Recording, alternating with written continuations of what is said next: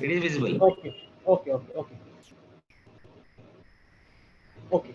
So let's start with the term research. Here, if we decode this term research, that means we are searching once again. Re means repeating. We are repeating the search. Why we are repeating the search? Because our objective is to find out something new. So basically, the research refers the search for knowledge. That means if we search for the same thing in different ways, we may get different point of views, and based on them different outputs as well. So we are researching the known thing once again so that we can have a near avenue of thoughts. Now, thing is that whenever we go for a research, naturally we need some topic or issue on which we will research. That means in most of the cases, the topic or the issue are not novel. They already exist. But the thing is that the point of view is entirely new. So what we do is we research on that topic or issue.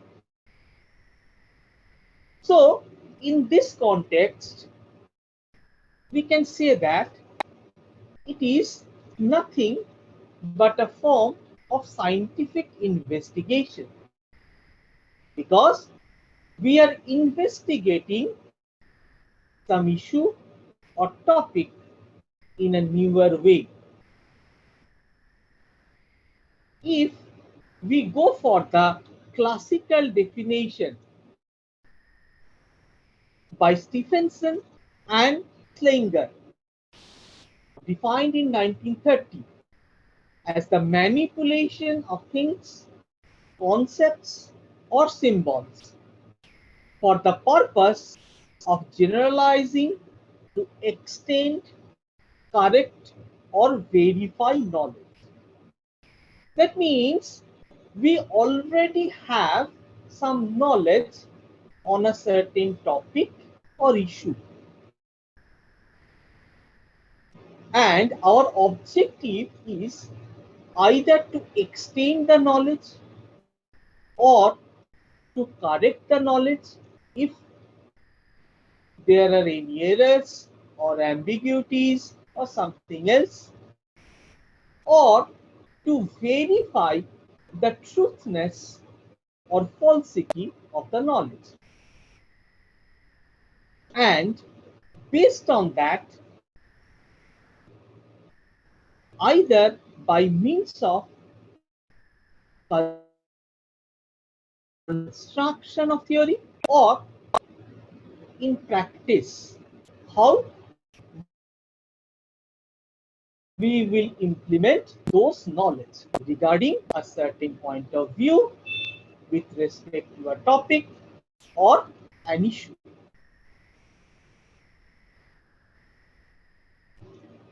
There are other classical definitions as well.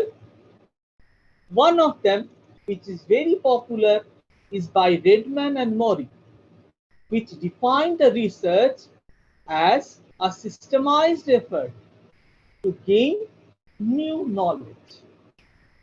That means the topic or the issue is known to us, but from that topic or issue, we are having a new set of knowledge, or we are applying the knowledge in a new way. Now, thing is that research is considered to be a primary activity in the academics. But not only that, almost all the CMM level 5 companies have their own R&D cell, and each day they try to work out some solution based on the current business trends and the problems. If we consider the definition of Clifford duty, it is like defining and redefining problems,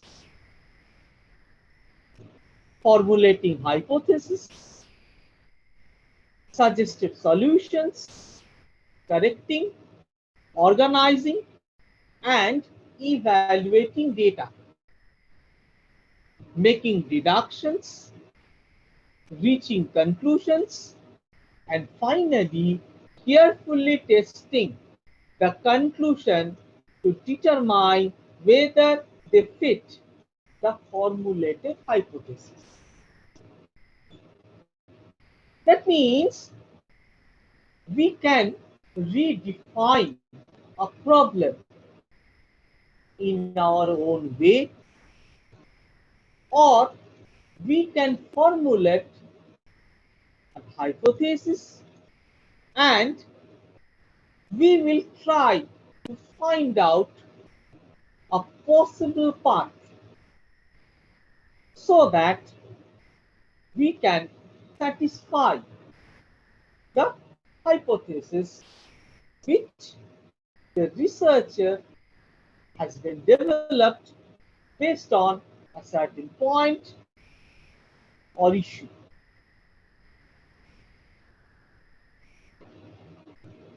So we can conclude in this way that the research is basically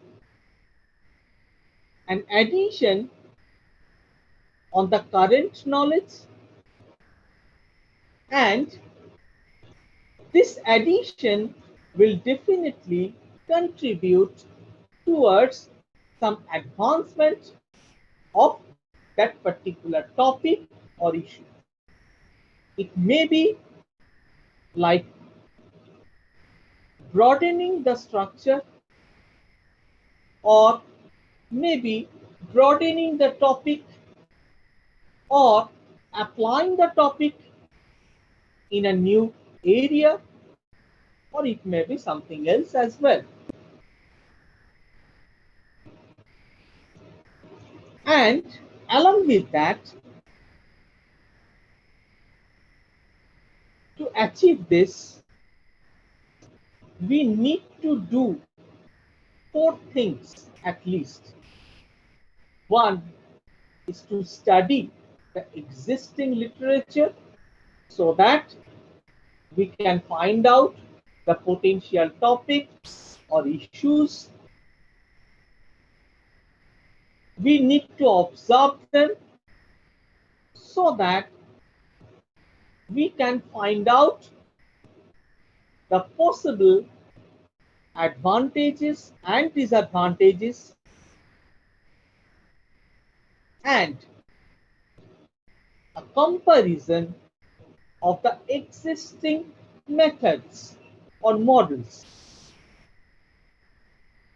based on parameters, and adding novelty to that particular topic, and the proof of novelty by experimental methods. So, if we combine all this, we can conclude that the research, in simple word, is basically the search for knowledge using objectives and systematic methods to find out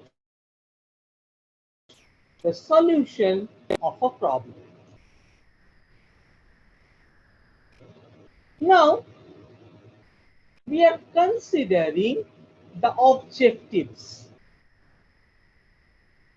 of research. The first and foremost objective of the research is to find the answers of existing questions by applying the scientific procedures. It may be an entire set of new answers, or it may be the updation or modification of the existing answer. The second point in this is to find out the hidden truth which has not been discovered as of yet. It can be a new point of view, or it may be a new parameter, or it may be putting that particular issue to a new context, which has not been explored till now. The third one is to identify the specific objective for a particular problem, and based on that, the objectives can be classified as follows. The first category is basically to gain familiarity with new insights into a phenomenon. That means the phenomenon is already there, but we are looking into that with an all new avenue. Next is to portray the characteristics of an individual or group or situation. That means we are putting a particular set into some other domain, and we are exploring how in the new domain they behave. The next point is to analyze the frequency of occurrence.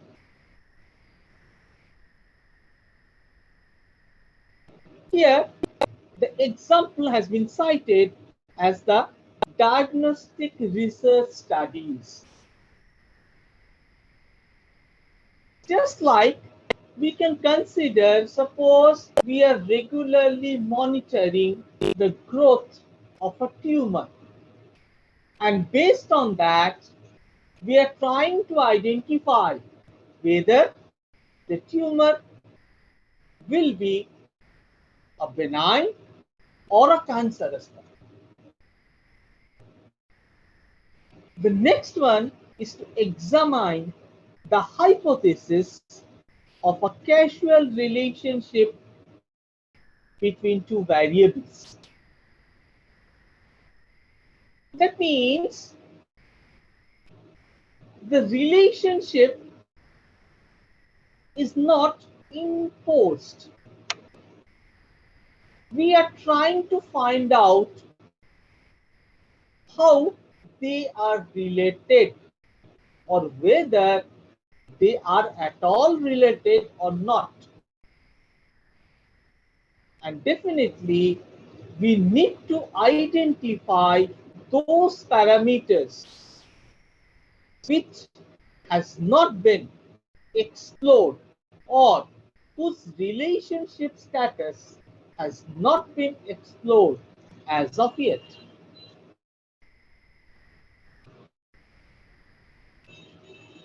Now, we are having two terms actually. One is method and the other one is methodology.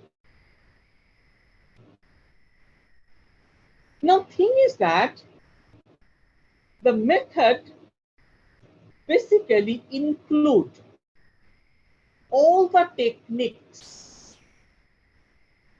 through which we can conduct a research. That means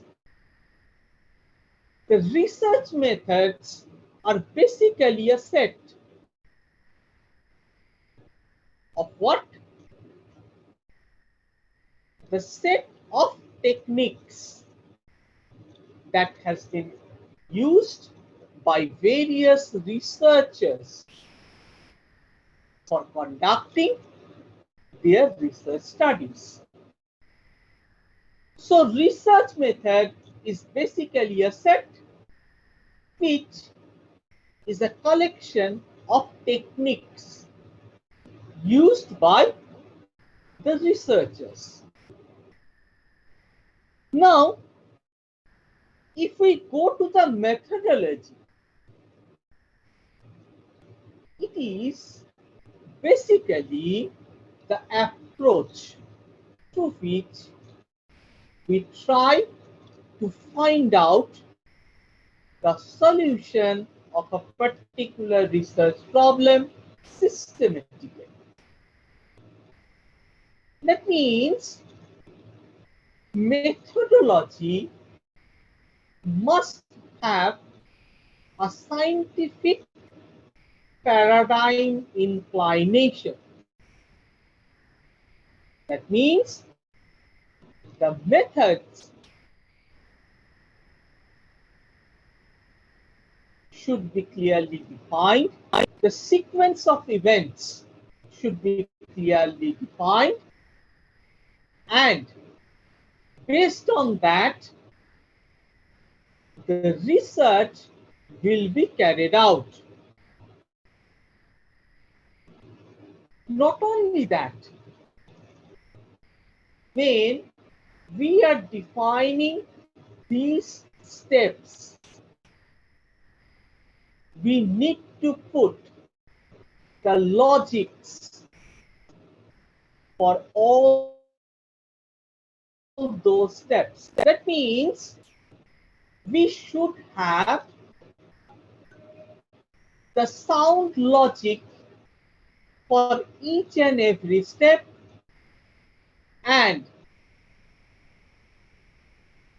it should also explain why it should be at a particular position or after a certain step or before a certain step.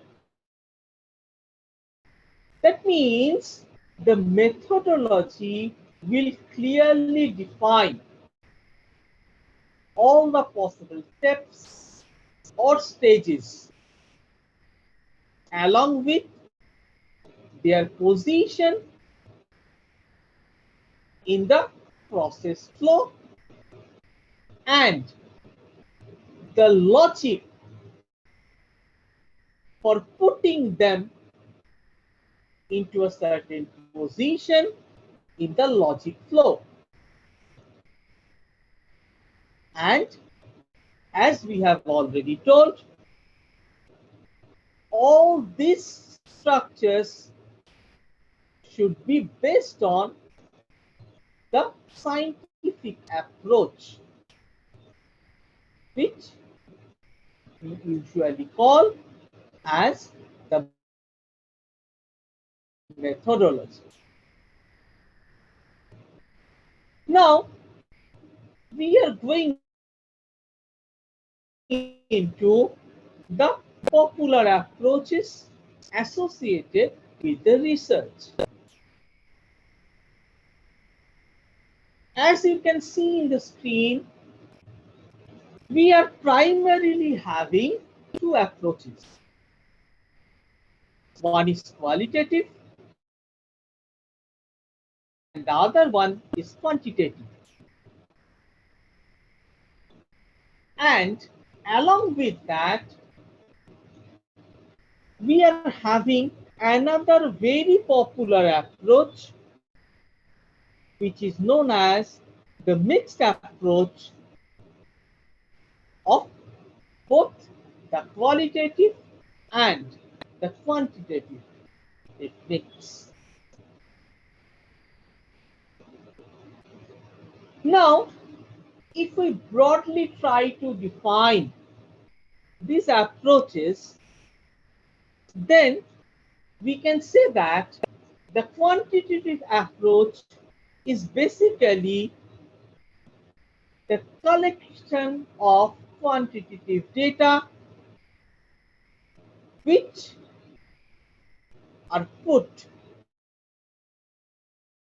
through a rigorous quantitative analysis so that we can generate some experimental or inferential or some simulation approaches. That means we are having a set of data, and based on that, we will use them for experimental or inferential or simulation methods. Now, if we consider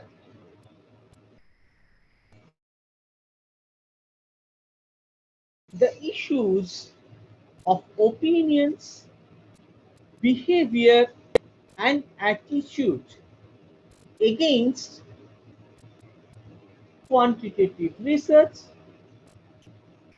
it is of no use. So, here we need another paradigm which is known as the qualitative approach.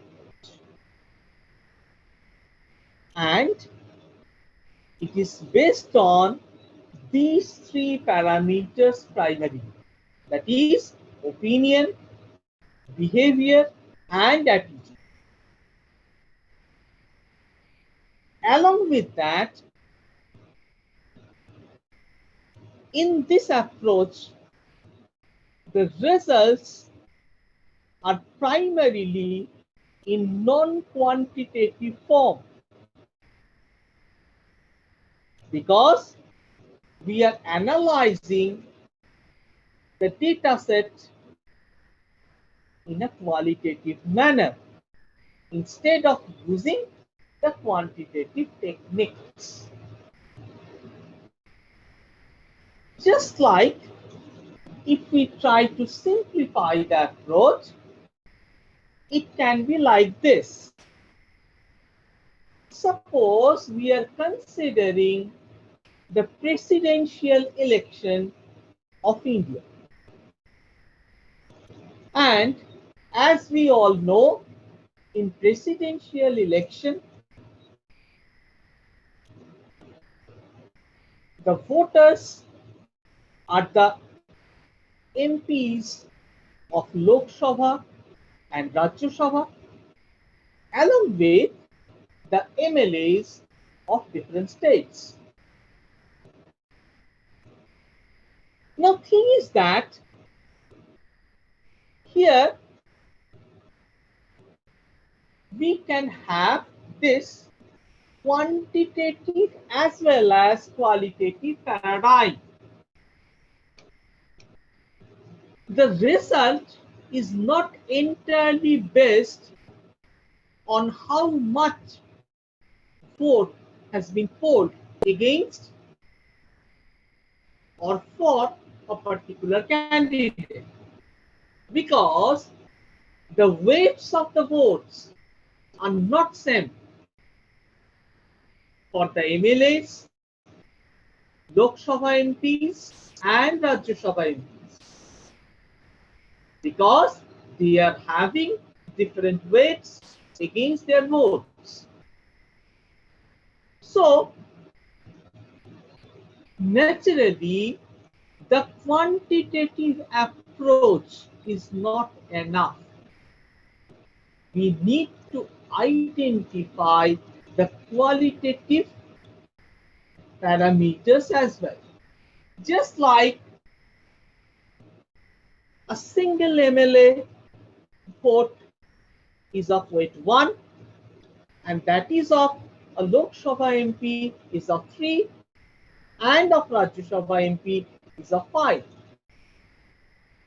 So if someone is getting 5 MLA's votes, whereas someone is getting only a single MP from Lok Sabha vote and single MP from Rajya Sabha vote, he or she will be the winner because the weight is higher, 5 plus 3 equals to 8.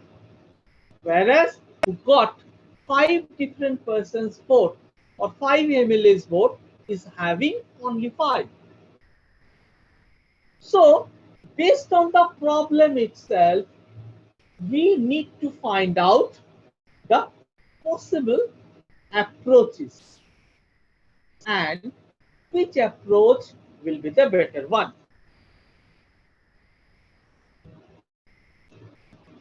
Now, here we are having some example based on the approaches. For quantitative, it may be like this, that is, how long have you been a customer of our company, and we are having some options like this is my first purchase, less than 6 months, 6 months to 1 year or 1 to 2 year, or the options may be something else as well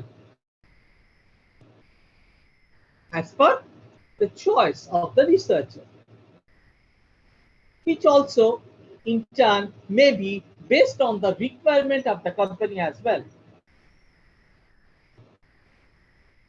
Another question is, how likely are you to purchase any of our products again? So here we are again having some options like extremely likely, very likely, somewhat likely, and so on so.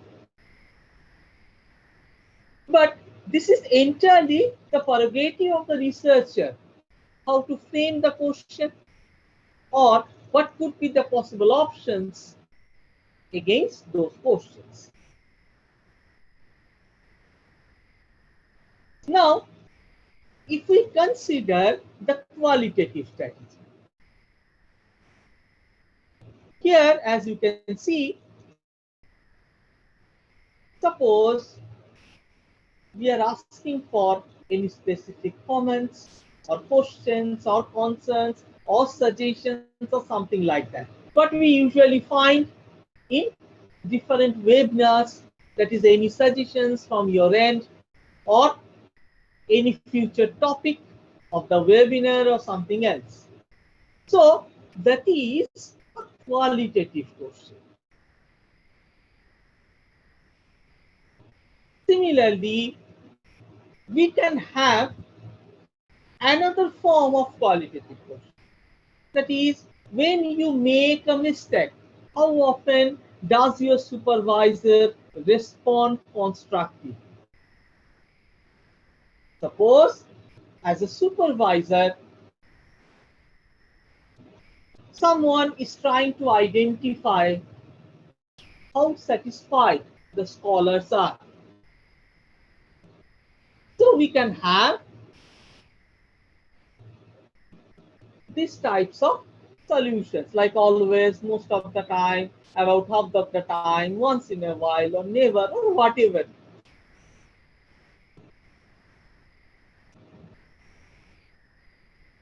So if we compare these two, that is qualitative research and quantitative research,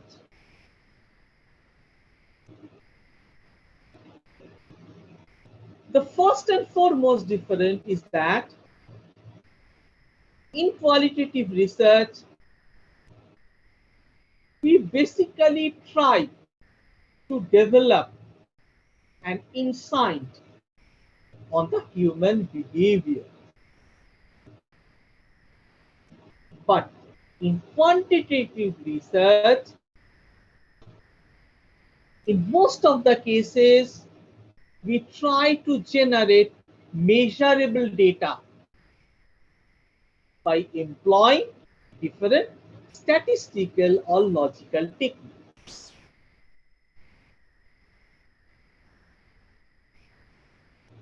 Qualitative research primarily deals with the feelings, attitude, opinions. That means it is inclined towards the emotional nature of the respondent. Whereas the quantitative research is always based on the hard facts and statistical data.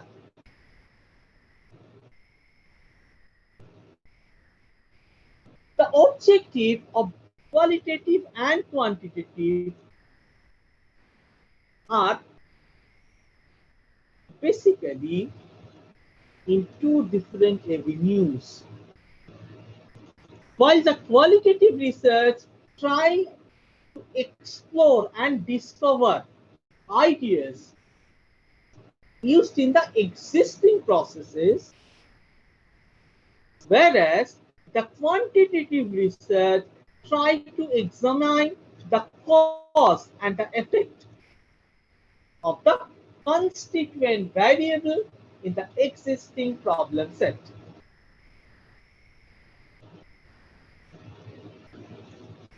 In qualitative research,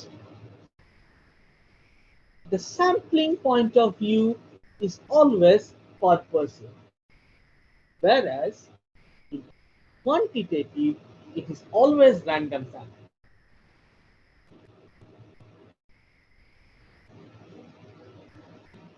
The type, in case of qualitative, it is explorative. That means we are trying to explore newer avenues, whereas in quantitative research, it is primarily conclusive.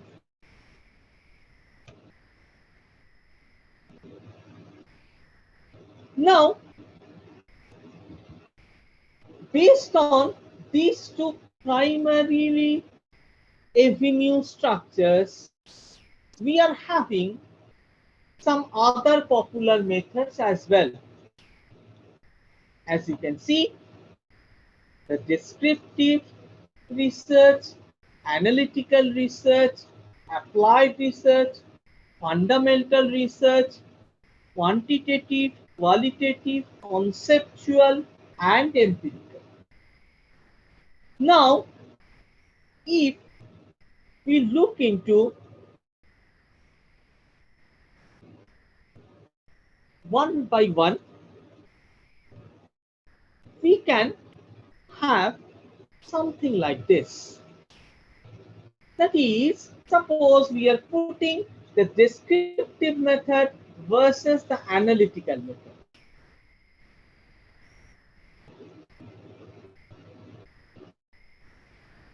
In descriptive research,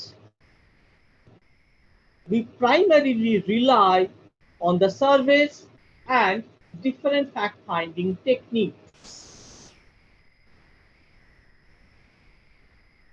In descriptive, very often we use the term ex post facto research, which is very common in case of social sciences and business research.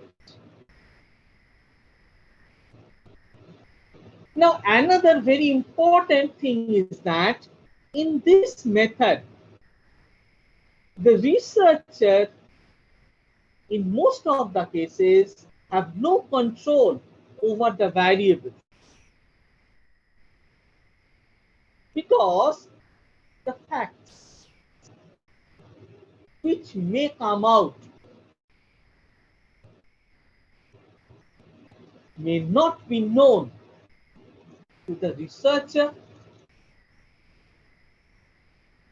and naturally he or she has no control over the answers given by the respondents. And here the objective of the researcher is to report what is happening or what has happened. That means the researcher will try to find out the facts which are hidden within the problem set itself. And he or she is trying to explore that.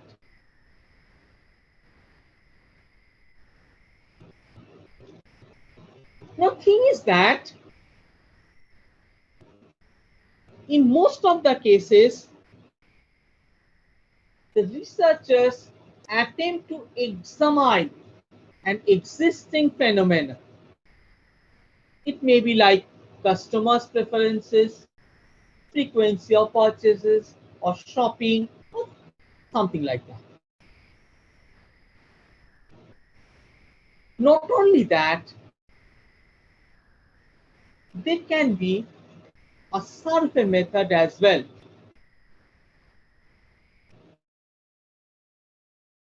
Which may include the correlational and comparative method. That means, suppose it may be a comparison of brands against a particular segment, say for pant or shirt or whatever it is. That means, suppose a store is trying to find out which brand is popular among its customers. In analytical perspective, the researchers need to identify the available facts and they need to analyze those facts for the critical evaluation of that particular subject or topic.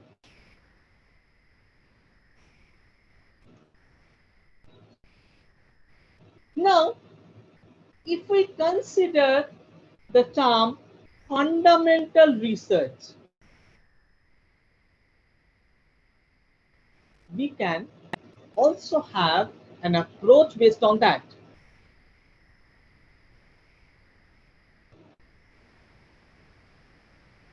For example, we are trying to find out a solution to an immediate problem encountered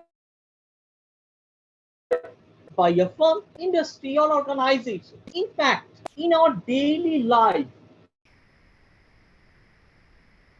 we always face some fundamental problem. Just like suppose today I am going by train to my workplace, suddenly there is a problem with the railway track. So naturally, based on that, we have to go by some other means. Okay, so this fundamental research is basically of very useful in our daily life because we always try to solve a problem in our own way. Another example can be a drawing certain conclusion based on a concrete social or business problem. Or it can be something else as well. So we can say that the fundamental research primarily explore the concerns of generalization and formulation of a theory. Just like that, the example I have cited, that is, suppose I usually go to my workplace via train. Now, one day I face problem regarding the train, so I try to find out the alternative route via bus or something else. That means I have developed a parallel theory to reach my workplace. Instead of train, I am using bus or something else. Now, if we consider pure mathematical structures or some natural phenomenon, they are always falls under the category of fundamental research. As we all know, there is a famous quote by Socrates that is, nature is written in mathematical language. Those who are from the computer science background, they know that we find Fibonacci number in various forms in nature. It may be in the rose petals, or it may be in the form of the expansion of a particular family structure. Now, applied research is primarily to find a solution of some present practical problem so that we can identify the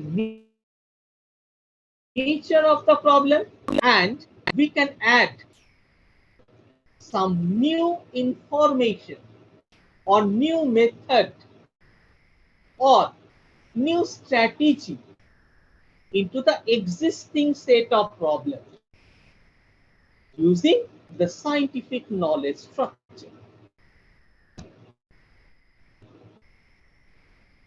Now, we are going into the research process.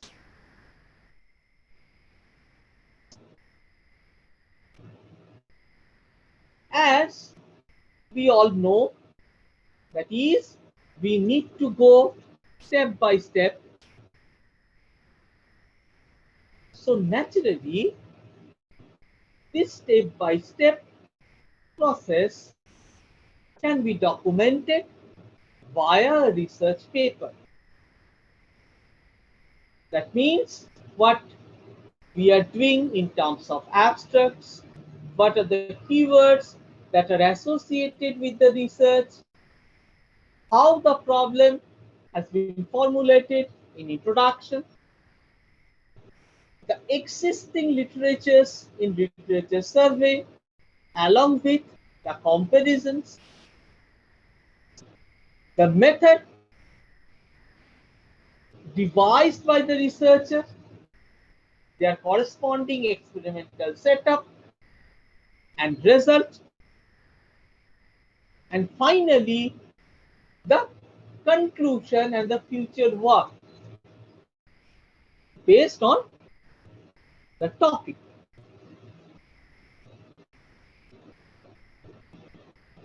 Another thing is that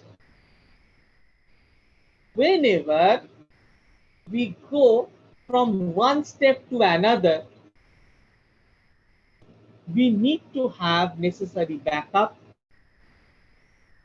we need to revise, and we need to add additional material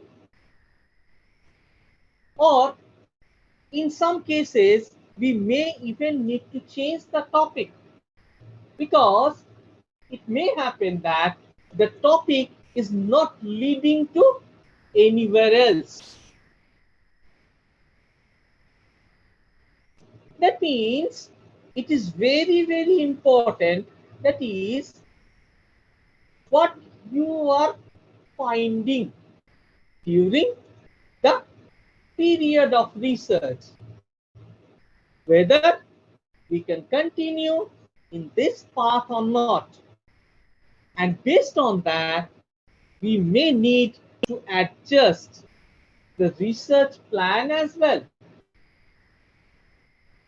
simply because the path that we are choosing or the structure that we are following or the novelty that we are trying to add may not be of any use.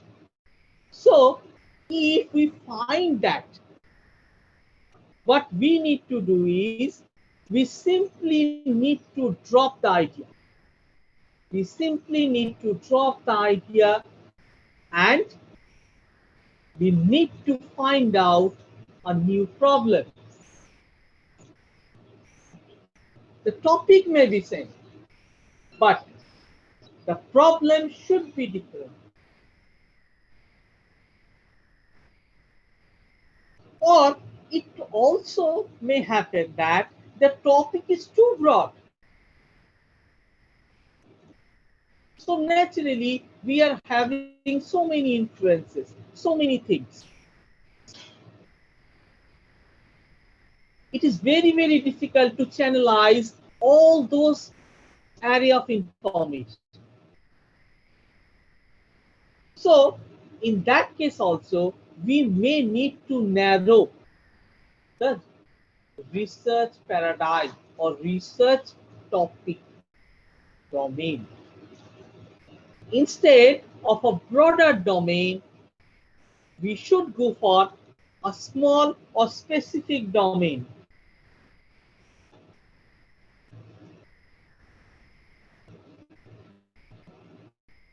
Now, if we go for the steps, it can be like this. That is, we need to formulate the problem. This is the first and foremost thing in research. You need to formulate the problem. Next, you need to evaluate the cost of research. This cost of research is not only in terms of the material costs, it is also in terms of the man hour, man day as well. How much man hour or man day this research is required. It is also very, very important. If we find that the man day requirement is huge, in that case, we need to rethink again, because for a particular project or research proposal, we may not have the sufficient manpower.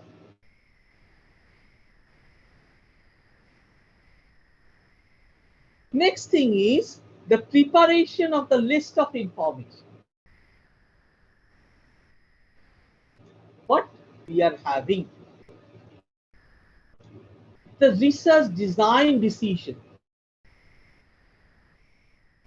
That is how we are going to formulate the research. What will be the critical steps or paths, and so on and so forth. Then the collection of data.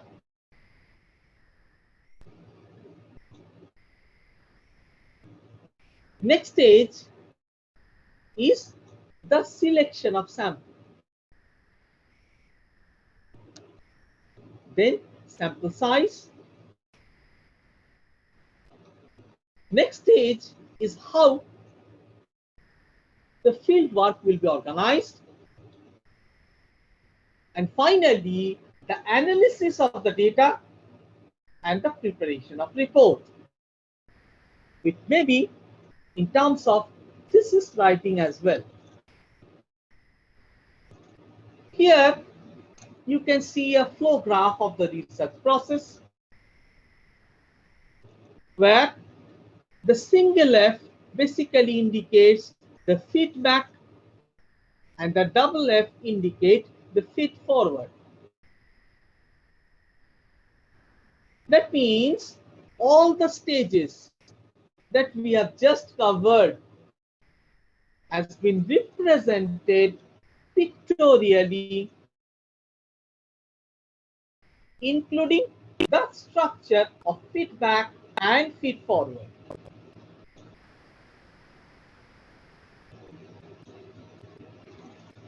So, if we look into the formulation of problem, what we need to do regarding the formulation is to attain the clarity of the problem. That means the problem should be perfectly understandable and it should be achievable as well. That means we should not frame a problem which may not be possible to attain. So, while formulating the problem statement, we must consider these 4 points. That is, the objective of the study, environmental impact on the research, nature of the problem, and the alternatives that can be used.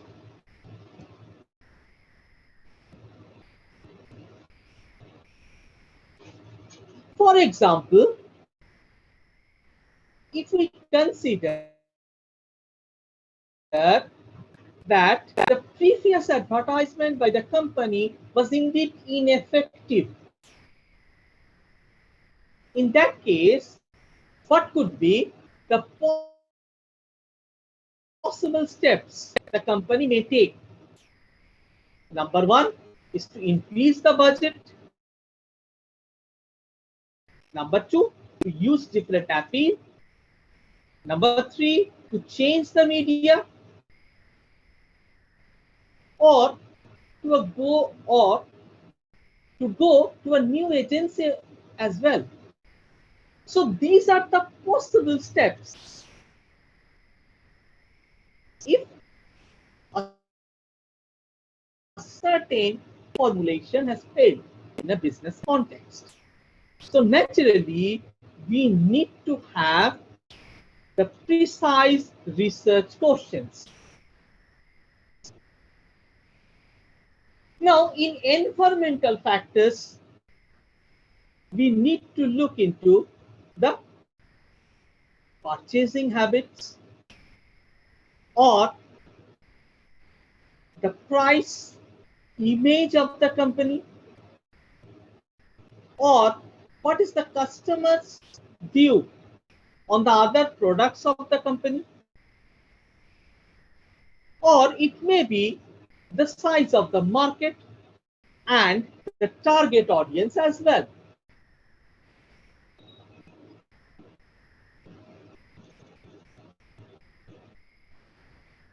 Now, the nature of the problem identification is one of the most important tasks. The first thing that we need to know is whether the data that has been collected are relevant or not. We need to find out the related variables, whether any preliminary investigation has been done or not, whether the preliminary investigation is focused on a certain segment or not. So, before formulating the problem, we need to know the nature of the problem itself.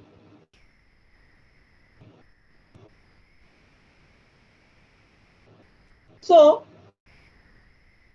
if we consider this focus, we can consider some of the questions that we have put in the slides. That is, did the customer ever included this company's product in his mental map?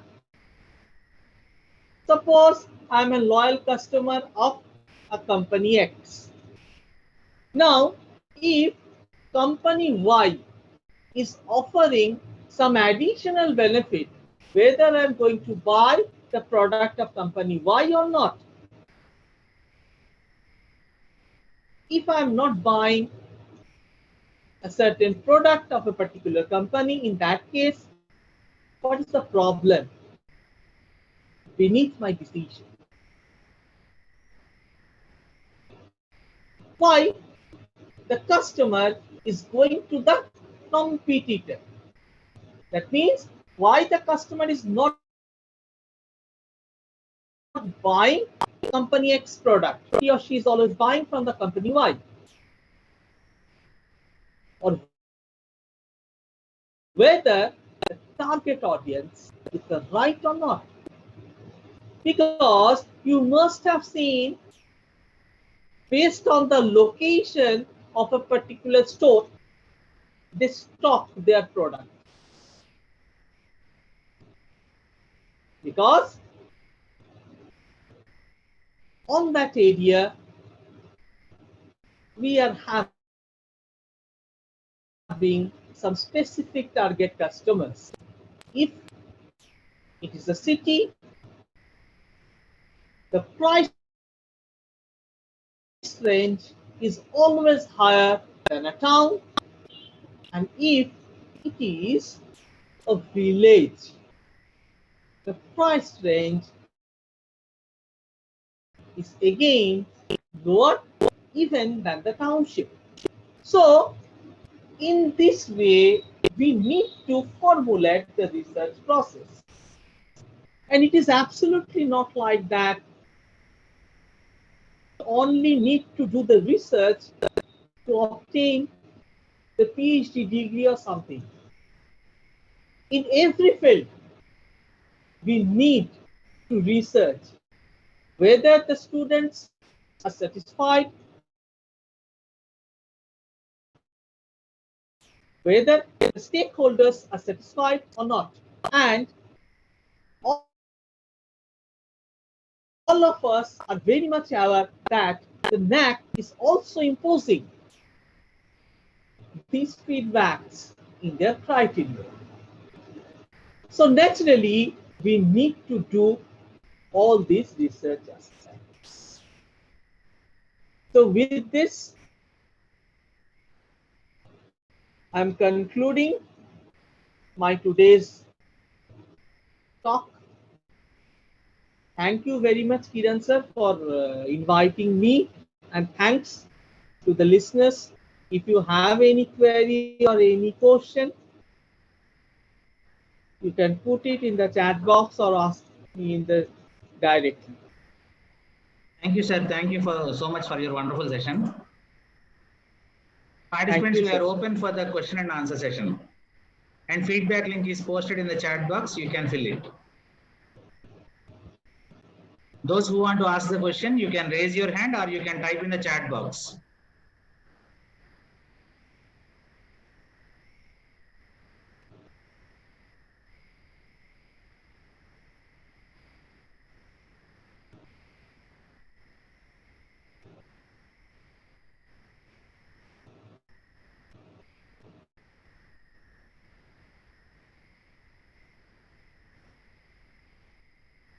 Okay, I do hope no more questions from the participants. Thank you, sir. Thanks for inviting me. Yes, some question. Yes. Can somebody do research without using statistical tools? Yes, of course, because statistical tools are primarily used in the quantitative research.